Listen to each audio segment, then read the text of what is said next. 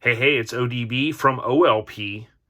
This is issue 86 of Mini Truckin Magazine. We're going to flip through it. Lenny Gruver graces the cover. Very, very cool truck. Storied history, 89 S-10. Couple of fun facts. This was Eagle Alloy's first cover truck. There's only two cover trucks, rather, with Eagle Alloys this issue. And then, of course, issue 214, which is October 09 with the Maroon Colorado. Very badass truck. And this one gets a dual credit for the cover. So let's jump right in terms of the photography. So we look at the TOC. I think about 6 features or so in this one. Got, of course, tech. Always like this pretty cool photo there. Lenny Gruver's Mad Modded S10 comes back from feature Oblivion to become the newest cover truck. It does say Clint Walker there. However, shout out to Clint. Courtney Halowell technically also gets credit. So possibly Clint shot the feature. Maybe Courtney did the rolling shots. We'll kind of get to it. You can see this image in the background. I always like when they did this. S10 with a tilt bed. Kind of see it there if you see it.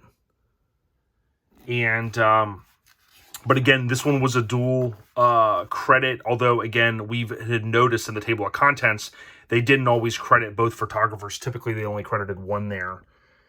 Here is Why Lenny Gruver is My New Hero, so rest in peace, Courtney Halowell. And I'll kind of go slow through this in case you want to read it or pause or take screenshots. Tim Berendis, Sean Carlson, rest in peace, others there. Big Mike Kaufman, Sal Marchese. You can see a whole bunch of the awesome names there, the legends, many that we've had on before. Ryan Cochran there, mentioned with his Mazda Cab Plus.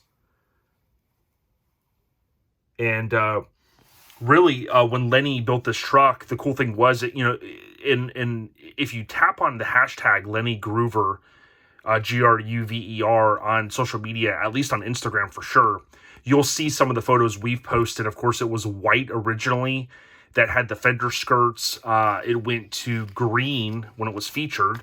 We saw that earlier on. And then, of course, you had the cover here. So one of those trucks that has had at least 3, possibly maybe 4 iterations, maybe one that I'm not aware of, but pretty awesome history there. Sibling Rivalry. Pretty badass truck, a little bit different flavor there. This is a 94. And it's one that has the popular wheels on it. Those are what, Neepers? The N7s. And this is below sea level. Remember, they had a show, I believe. I recall that because I think... I kind of been working on this for a while, but I think that was when Bob Grant drove Skinned Alive, and I think when he was coming home, it might have been that show that he had the accident. I have a video of the truck right after they got it back to Alter Images. I'm working on putting that together. I need to try to finish that up, kind of telling a little bit of a story about that famous truck. But I believe that might have been the show, the Below Sea Level. Someone can maybe chime in if they happen to know. I remember kind of going down that rabbit hole trying to figure that out based upon photos and stuff. Or maybe it was just one that I had photos from. But I do recall a connection to their show in that truck. Here's Wyatt Strange. So in this one, we also have Southeast Nats, Southeast Nationals, which was in Jacksonville. Water Mania, Indy Bash 98, North of the Border Bash, and then Reality Check, of course. Wyatt Strange, that column. Again, Courtney and Clint did write under that moniker. That's something that Jeff Davey had really kind of reinforced to me several years back. Southeast National, so here you go, jumping off in Jacksonville. And this was done by Mark Langelo, so I kind of would assume that it was good old Joe Greaves, but he didn't shoot this one, at least for this show coverage. This truck, more to come on it. Former cover truck, former feature truck, too. If you can remember, the real Matt Smith is sitting in that truck with the Florida State hat on. We went through that issue many, many moons ago. Good times here. Southeast Nats. I went to the show in 2000, I think, when Marlon Dunker, when he, I can't remember if it was technically Southeast Nats, if they were calling it something different. It was May 2000. I think it was when Marlon debuted his S-10 when it got redone, when it was blue.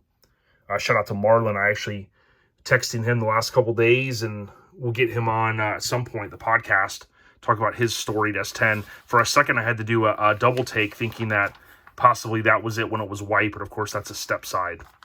Of course, when Courtney shot Marlins at Southeast Mini Nats, he wrote about it in Street Trucks, one of those first early issues, and said it's one of the cleanest built, and that's definitely faux show. Here you get the rear engine, and I think that's in Figment, right? The truck we just, or no, this is in, I can't tell if it's Figment. I think it's Figment that's in. The purple truck, the cover truck.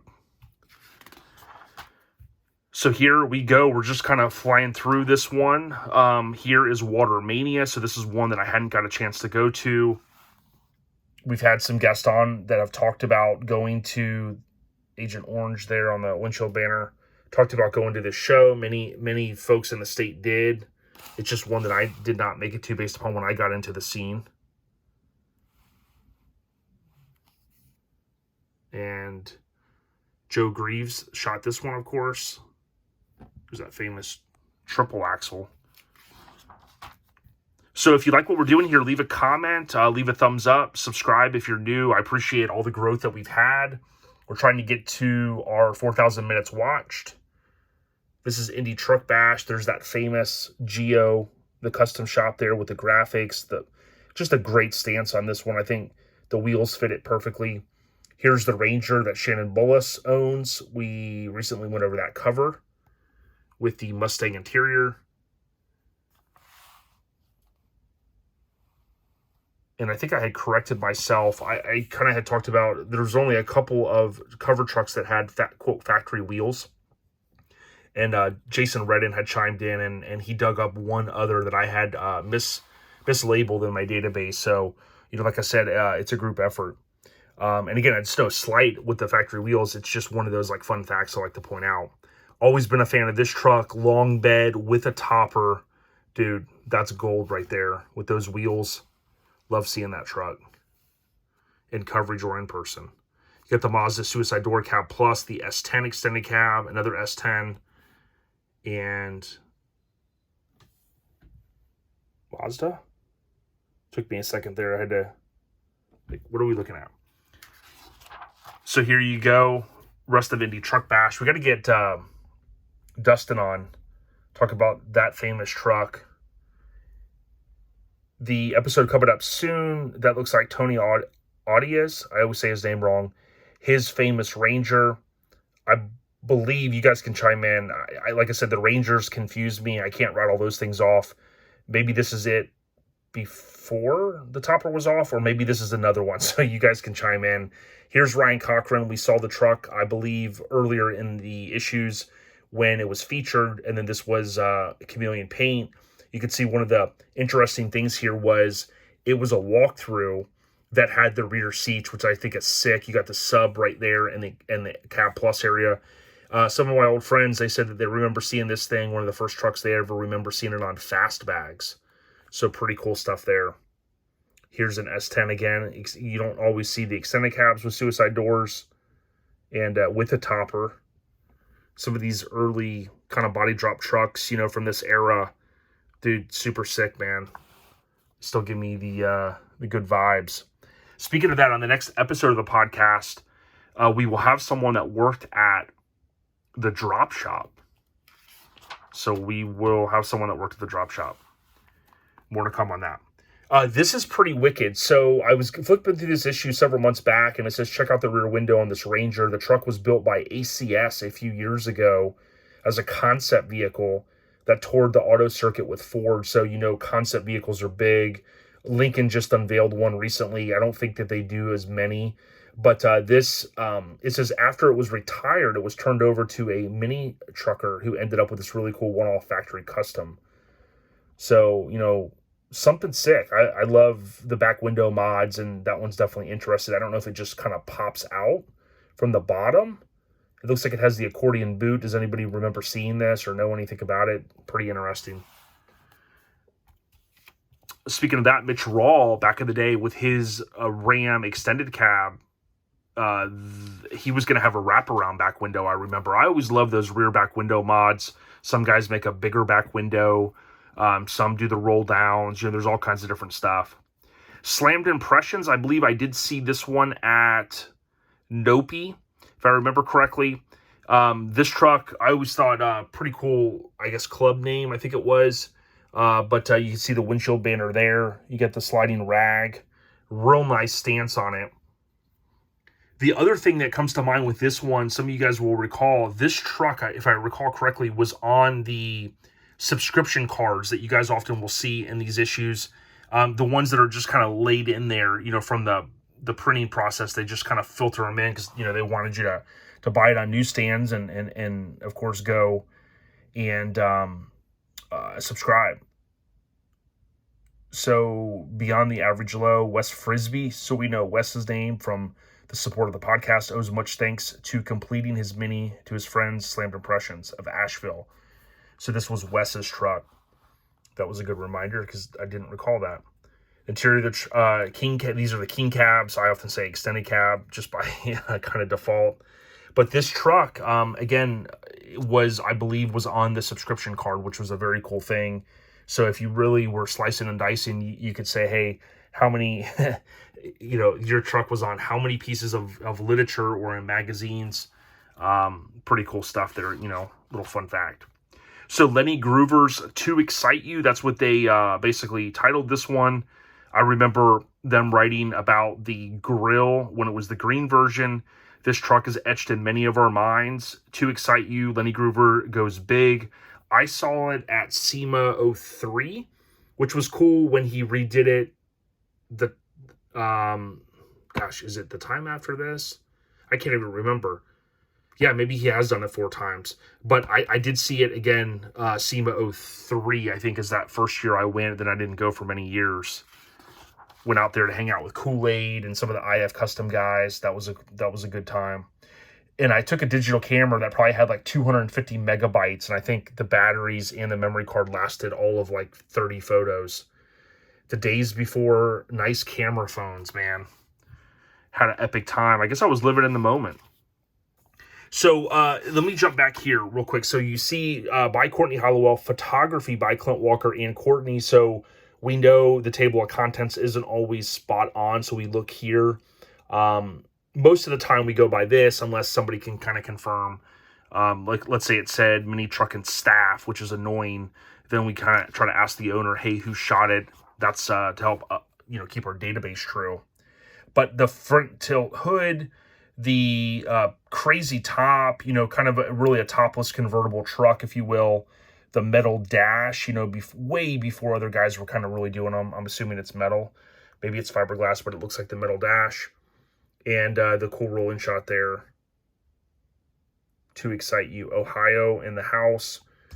Pretty cool for Ohio. They had this one, then they had the Ranger that we saw. And again, really dig this rear 3/4 shot. I'm assuming it is a rolling shot. Possibly, maybe Courtney just had them parked there. We heard from, Paul talking about the Isuzu. How he shot that one for straight trucks, Courtney that is. But with her hair kind of blowing, looks like, maybe it is sitting there. But anybody happen to know, that looks like it's certainly a rolling shot. It's too bad that we didn't have more behind-the-scenes stuff either back in those days. Now you could have your phone and, your buddy would be shooting behind-the-scene photos and all that cool stuff, but kind of a different era. Here you can see the Eagle Alloys 18s, big for that era. I always liked Eagle Alloys. I thought they were affordable and I don't know, I think they're dope wheels, The painted fiberglass dash. So again, although fiberglass, it did kind of give the appearance of metal dash. And those really, of course, took off in that era. Here is One Pimp Pup. Are You Jealous on the tag? Dig the colors of this one, man. It's got the headlight covers. Got the crazy mirrors. A little bit of the body kit on it. Shot by Lance Martz.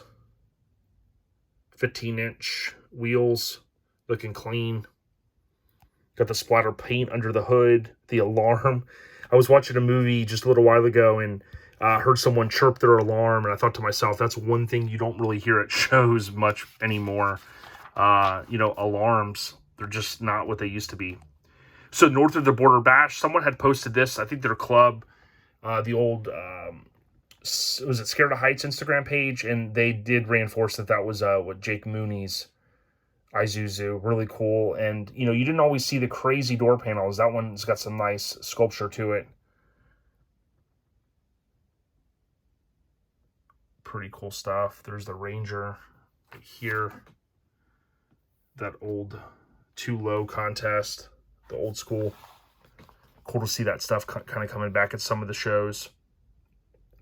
Shout out to Craig Braid and those guys up in the Pacific Northwest. We'll be talking more about it, but they're bringing back a Sittin' Pretty show next year. I don't want to rattle the stuff off incorrectly, but we'll be talking about that in the podcast, and it's cool to see that. We recently shared a throwback photo of a Mazda from Sittin' Pretty, the 8th annual back in the day, street trucks footage or photos, and it was kind of perfect timing because they were getting ready to announce, and good stuff. So the Godfather, I always thought this was a killer Blazer. One, because I had the same air dam, believe it or not. I don't know that I ever got around. I can't remember if I had the lights, the lower lights in mine. But this thing was always clean to me.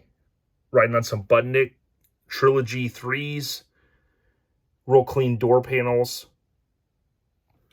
And just really, like the stance. A big fan of these composite headlights, kind of the 95-ish. Maybe a couple of years, but I know like 95, for instance. But with the billet grille, it looks great. Clean engine, some color-matched items, and then boom, a nice stereo setup in the back. Always thought it looked good on how they kind of trimmed it all out. You got the Orion amps and then the JL. You got a little bit of carbon fiber, which was kind of big then. A little bit different steering wheel, a little bit different vibe on the interior, and right there, that little punch-out panel, that's right where my alarm deal was as well. Of course, here you had room for double din, so it looks like an EQ. A lot of memories just looking at that dash and that AC knob, because that's the same stuff I had. And, of course, this one, a little bit higher end of a trim model. It's got the center console, of course, with it being a column shift. Stuff you didn't see as much. I think most us mini truckers, we had the watered down deals, version trucks, but definitely good memories for me riding in that. I'd love to get another 94 S-10 one day. We'll see. A custom from Canada's West Coast, green and clean.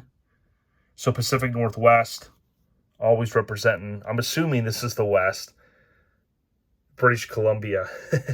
I'm bad with my geography from north of the border. I do remember reading this feature a lot. I always thought it was an awesome truck. Again, Mazda, I love these trucks. A lot of green tweed, some color match, and then island style.